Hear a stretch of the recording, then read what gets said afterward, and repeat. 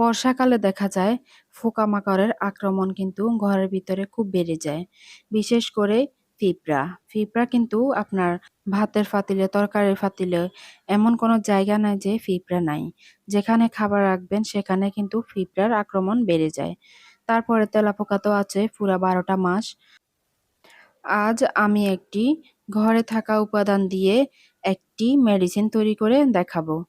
এটা দিয়ে আপনারা মুহূর্তের মধ্যে কিন্তু সেকেন্ডের মধ্যে তেলাপোকা তারপরে পিঁপড়া মেরে একদম ছাপ হয়ে যাবে।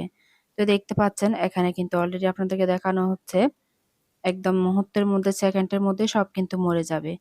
আপনারা চাইলে এটাকে রান্নাঘরের রাতে শোয়ার আগে কিন্তু পুরো রান্নাঘরে এটাকে যে জায়গায় পিঁপড়া আসে ওই জায়গায় এটাকে মেরে দিতে পারেন স্প্রে করে। তারপরে বাথরুমে, বেসিংয়ে সব জায়গায় কিন্তু স্প্রে করে রাখতে পারেন। তাহলে আর তেলাপোকা তারপরে পিঁপড়া আর আক্রমণ করবে না। তো এই যে চলে এসেছি, এখানে আমি 1/2 কেজি পানি দিয়েছি চুলায়। এটা ফুটে আসার পরে আমি 2 টা ন্যাপথলিন দিয়েছি।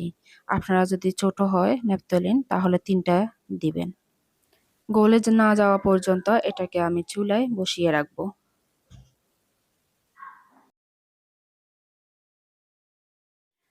পানি ঠান্ডা হয়ে আসার পরে একটা বাটিতে নিয়ে নেব বা কোনো একটা পাত্রে, যেটা পরবর্তীতে আর আমরা ব্যবহার করব না এমন একটি পাত্র নিয়ে নেব।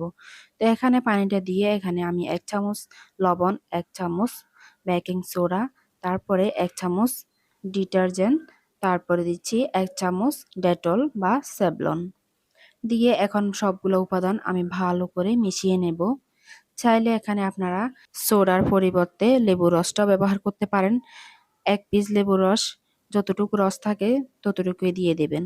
তো এখন এটাকে আমি ভালো করে নেড়েচেড়ে একদম ভালো করে মিশিয়ে নিতে হবে।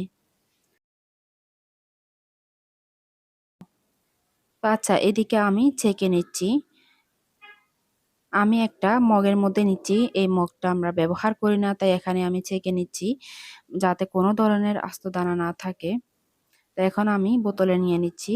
তারপরে এখান থেকে আমি স্প্রে করে যে জায়গায় পিঁপড়া তারপরে তেলাপোকা, পোকামাকড়ের বেশি আক্রমণ হয় সেইসব জায়গায় আমি এটাকে স্প্রে করে দেব। স্প্রে করার সাথে সাথে কিন্তু আপনার কয়েক সেকেন্ডের মধ্যে এগুলা মরে যাবে একবারে।